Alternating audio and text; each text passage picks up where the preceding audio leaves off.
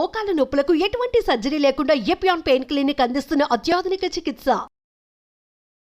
Sir ఒకటి చెప్పండి, అంటే ఫస్ట్ అసలు ఇండివిజువల్ లెవెల్లో అండర్స్టాండ్ చేసుకోవడానికి ఈ ఎయిర్ పొల్యూషన్ అనేది మన ఎయిర్ వేస్ ని ఏ విధంగా అఫెక్ట్ చేస్తోంది, మనకి అంత చేటు చేయడానికి what happens when dust goes in? Dust లో మనకు మనం పీల్చే గాలిలో అండి అంబియంట్ ఎయిర్ అంటారు. దీనిలో మనకు ఆక్సిజన్, కార్బన్ డైఆక్సైడ్, నైట్రోజన్ ఉంటాయి. ఇవి కాకుండా ఎయిర్ పొల్యూషన్ ఎలా కొలుస్తాము, ఎయిర్ క్వాలిటీ ఇండెక్స్ అని అంటారు. దీనిలో 5 ఉంటాయన్నమాట. ఒకటి PM2.5 లెవెల్స్, PM10 లెవెల్స్ అని అంటారు. అంటే పార్టికులేట్ మెటీరియల్ అని అంటారు, మ్యాటర్ అంటారు. తర్వాత carbon dioxide, nitrogen related carbon monoxide, nitrogen related nitrogen dioxide, nitric oxide, ఇటువంటివి నైట్రోజన్ రిలేటెడ్ కాంపౌండ్స్. తర్వాత వోలటైల్ ఆర్గానిక్ కాంపౌండ్స్ అంటారు. తర్వాత సల్ఫర్ రిలేటెడ్ కాంపౌండ్స్ అంటారు.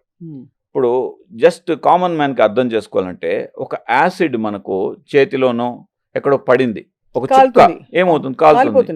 యాసిడ్ లో ఏముంటుంది, ఏదో సల్ఫర్ కానీ హైడ్రోక్లోరిక్ యాసిడ్ అని మనకు కామన్ గా తెలిసిన యాసిడ్స్. సో అదే కాంపౌండ్స్ మనం గాల్లో తీసుకొని లంగ్స్ పడేస్తే ఏమవుతుంది, లంగ్స్ బర్న్అవుట్ అవుతాయి. అది కాకపోతే ఏంటంటే మెల్లిమెల్లిగా ఇట్స్ ఎ స్లో పాయిజన్ కాబట్టి వెంటనే మనకు తెలీదు. మెల్లిగా అంటే కాన్స్టెంట్గా నాకేముంది అనేసి విచ్చలవిడిగా గాల్లో మనం ఎయిర్ పొల్యూషన్కి ఎక్స్పోజ్ అవుతా అంటే ఒక 10 years టైంలో ఏమవుతుందంటే లంగ్స్లో అంతా కూడా అలర్జీ రిలేటెడ్, ఇనీషియల్గా అయితే అలర్జీ, ఆస్తమా ఇటువంటివి వస్తుంటాయి. అది క్రానిక్ ఎక్స్పోజర్ వల్ల ఏమవుతుందంటే సిఓపిడిగా మారుతుంది. సిఓపిడి అనేది ఎలా ఉంటుందంటే pulmonary disease. Fantastic, right, chronic obstructive pulmonary disease. దీంతో వచ్చిన చేట ఏంటంటే మాటికి లంగ్ అటాక్లు జరుగుతుంటాయి. మనం హార్ట్ అటాక్ విన్నాం కదా, అలాగా లంగ్ అటాక్స్ అని ఉంటాయి అన్నమాట. లంగ్ అటాక్ ఏంటంటే ఆ గాలి పీల్చే గొట్టాలు ఏవైతే ఉంటాయో అవి కుంచుకుపోతాయి, బ్రాంకోస్పాజం అంటారు. వీటికి మనం యాంటీబయాటిక్లు, స్టీరాయిడ్లు వాడి మళ్ళీ రివర్స్ చేయాల్సి వస్తుంది. పఫ్ కొట్టుకుంటాం, సో ఇన్హేలర్స్ వాడతాం. సో ఇవన్నీ వాడుతుంటే, బట్ దీనిలో ప్రజలు జాగ్రత్తగా తెలుసుకోవాల్సింది ఏంటంటే, ఒక్కసారి సిఓపిడి అటాక్ వచ్చిందంటే 2-3 years తర్వాత మళ్ళీ అటాక్ వస్తుంది, సెకండ్ అటాక్, థర్డ్ అటాక్. ఏమవుతుందంటే మనకు ఫస్ట్ అటాక్ 3 years తర్వాత వచ్చింది అనుకోండి, థర్డ్ అటాక్ అనేది 2 years లో వస్తుంది, ఫోర్త్ అటాక్ అనేది 1 year లో వస్తుంది, ఫిఫ్త్ అటాక్ అనేది 6 monthsకి వస్తుంది, సిక్స్త్ అటాక్ అనేది ఒక 3 months లో వస్తుంది, సెవెంత్ అటాక్ అనేది 1 month లోపల వస్తుంది.